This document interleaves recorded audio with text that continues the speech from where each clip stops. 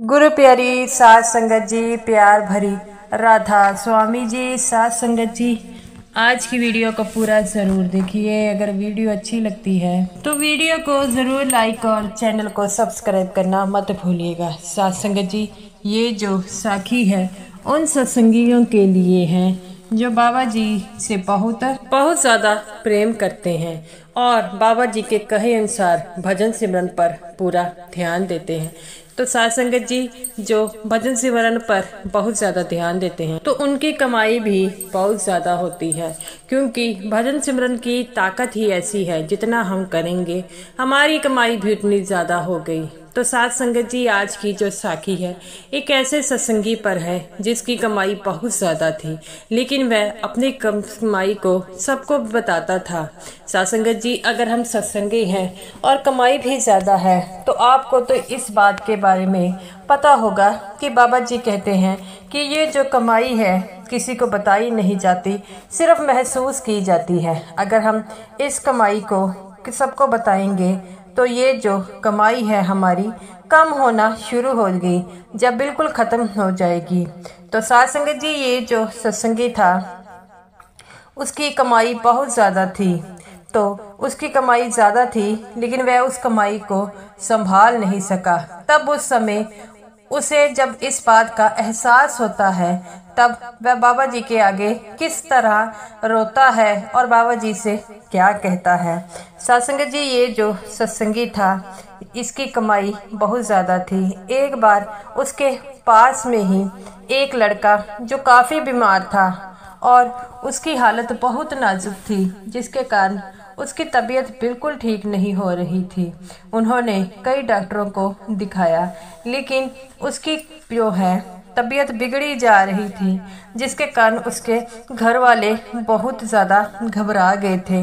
ये उनके परिवार के बिल्कुल समीप रहता था, जिसके कारण उसने की पत्नी कहती है कि उनका लड़का जो है वो काफ़ी समय से बीमार है, हमें उनका पता लेना जाना चाहिए। तो वह कहता है तू तो बिल्कुल ठीक कहती है, ऐसा करते हैं कि आज जो है उनका शाम को मैं जब काम से आऊँगा तो उनका पता लेना चलेंगे। तो वो कहता है कि ठीक है। वो कहती है कि उनका लड़का तो हॉस्पिटल में है, तो वो कहता है कोई बात नहीं, हम हॉस्पिटल में ही चले जाएंगे, तो किसी बात की चिंता मत कर।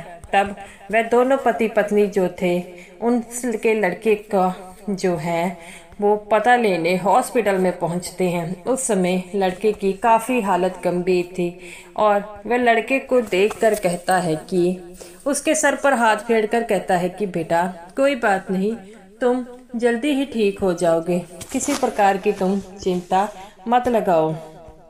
और ये बातें सुनकर उसकी माँ रोने लग पड़ती है।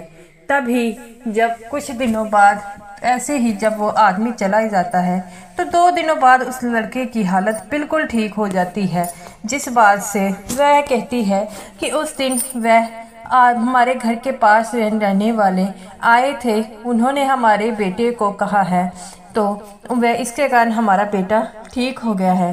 वो अपने पति से कहती है मैंने सुना है कि वह काफ़ी भजन सिमरन करते हैं, क्या पता उनकी कमाई के कारण हमारा लड़का ठीक हो गया।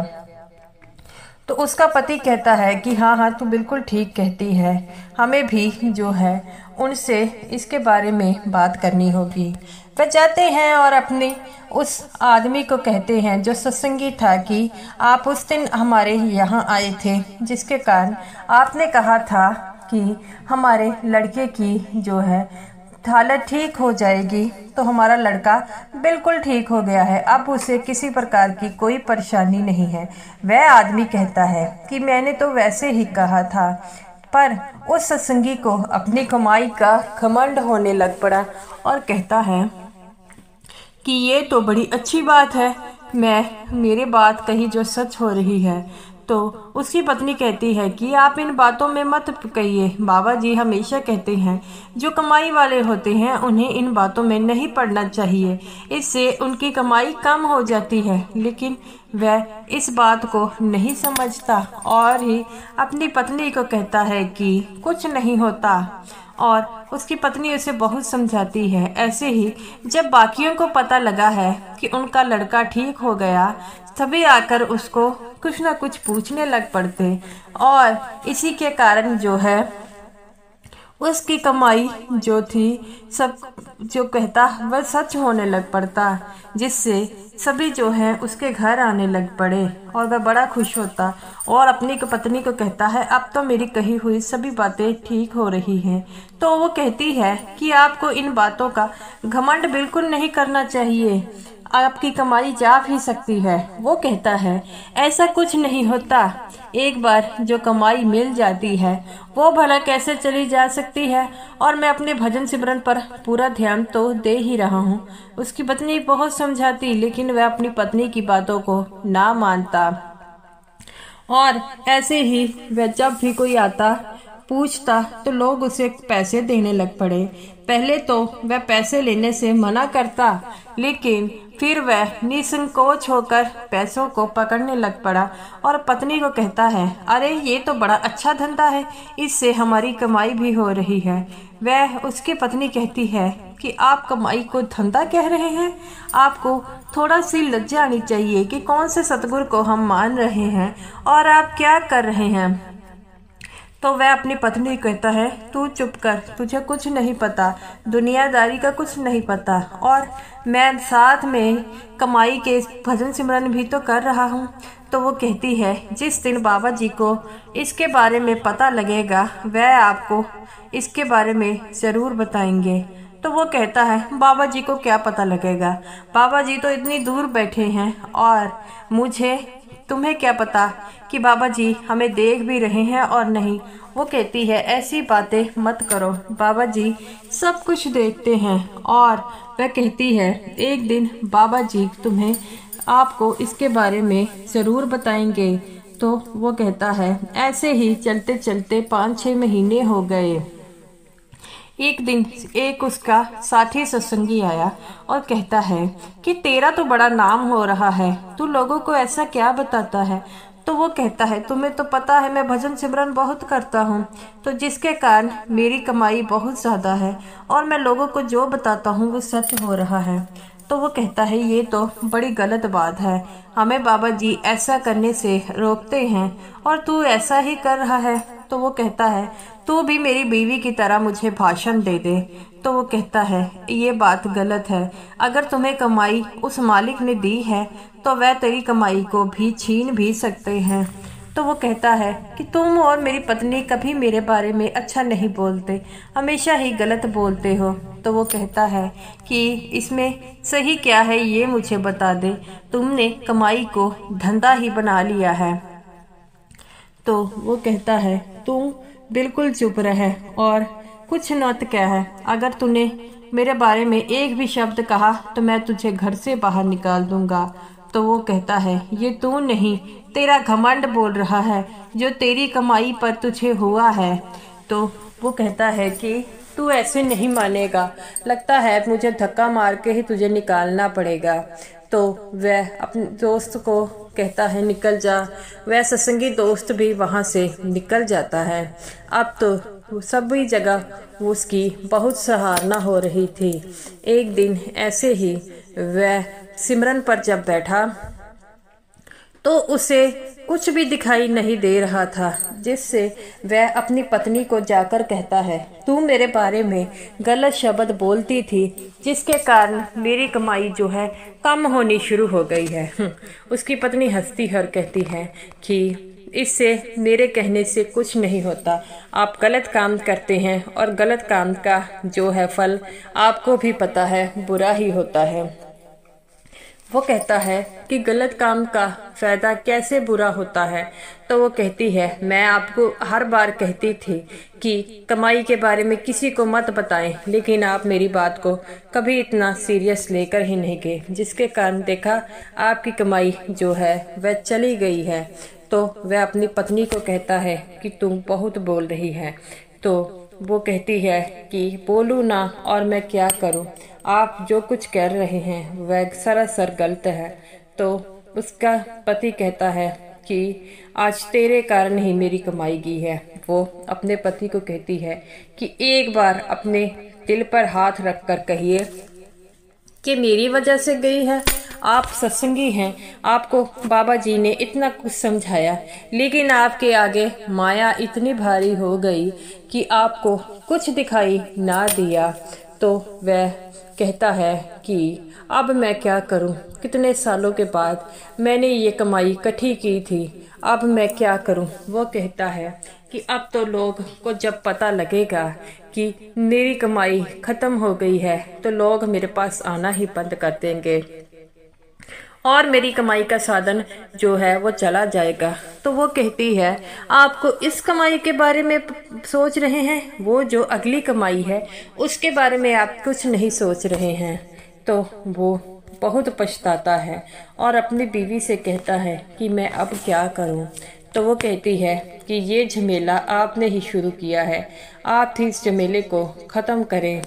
तो उसकी बीवी जो थी उसकी बातों में बीच में नहीं आती, तो वह बैठकर ऊंची ऊंची रोने लग पड़ा है और कहता है कि मेरे सच्चे पातशाह, मुझसे बहुत बड़ी गलती हो गई है, आप ही मेरी गलती को सुधारें, आप भी बताएं मैं क्या करूं, मुझे कुछ समझ नहीं आ रहा।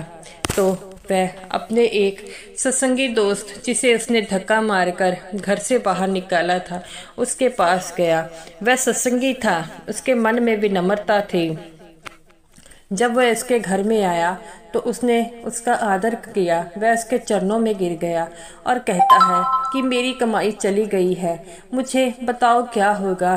तो वो कहता है कि मैंने तो तुझे पहले ही कहा था, लेकिन उस दिन तुझने मुझे घर से बाहर निकाला, तेरे मन में घमंड बोल रहा था। तो वो कहता है कि मैं अपनी गलती से बहुत ज़्यादा शर्मिंदा हूँ, मुझे कुछ बताओ। तो वो कहता है जो कमाई तुमने इतनी मुश्किल से ली थी, जिसके लिए सत्संगी तड़पते हैं, वो तूने क्षण भर में गवा दी। तो वो कहता है कि मैं अब क्या करूं। तो वो कहता है पहले तो बाबा जी हमेशा कहते हैं कि इस कमाई को किसी को बताना नहीं चाहिए, और तूने फिर वही कमाई को बता दिया। तो वो कहता है मैं क्या करूं। वो कहता है करना क्या है, कुछ नहीं, तुम सिर्फ सिमरन पर ध्यान करो, अगर बाबा जी की मौज होगी तो तुम्हें फिर कमाई मिल जाएगी, और अगर नहीं होगी तो नहीं मिलेगी। जब तक तुमने जो गुनाह किए हैं वो बख्शे नहीं जाएंगे, तब तक तुम्हारी कमाई वापस नहीं आएगी। ये बात सुनकर वह ज़मीन पर गिर जाता है और ऊंची ऊंची रोने लग पड़ता है और घर आकर अपनी पत्नी से कहता है मुझसे बड़ी गलती हो गई। और तभी एक लड़का उससे कुछ पूछने आता है। वह हाथ जोड़कर कहता है कि मैंने अब ये सब कुछ बंद कर दिया है, अब मैं ये नहीं करता, यहाँ से चले जाइए। तब उसकी पत्नी कहती है कि आप सिमरन पर बैठे और बाबा जी से अपनी गलतियों की माफ़ी मांगे, क्या पता बाबा जी आपको माफ़ कर दे, क्योंकि बाबा जी बख्शनहार हैं, वह सबकी गलतियों को माफ़ करते हैं और आपकी गलती को भी क्या पता वह माफ़ कर दें। तो वह ऐसे ही सिमरन पर बैठा, तो उससे जब सिमरन पर बैठा तो उसे बाबा जी दिखाई दिए। बाबा जी कहते हैं बेटा, जो तूने किया है वह माफ़ी के लायक नहीं है, लेकिन तू ऐसे ही अपना सिमरन अगर बनाते रहेगा तो एक दिन तेरी कमाई ज़रूर तुझे वापस मिल जाएगी।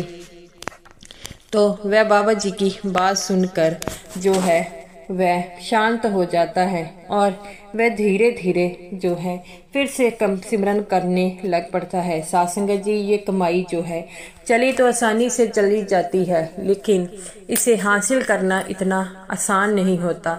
वह सत्संगी जो था बहुत कोशिश करता, लेकिन उसकी कमाई जो है दोबारा उसे ना मिल पाती। ऐसे ही 5 साल बीत गए और सिमरन करता रहा और धीरे धीरे एक दिन उसे फिर से रोशनी दिखाई देने लग पड़ी। वह अपनी पत्नी से इसके बारे में बात भी नहीं करता, लेकिन उसकी पत्नी को पता था। वह कहती है कि अगर आपको फिर से कुछ दिखाई दे तो आप कभी किसी को मत बताओ, इतनी मुश्किल के बाद अगर आपको फिर से कमाई मिल रही है तो वह किसी से मत बताओ।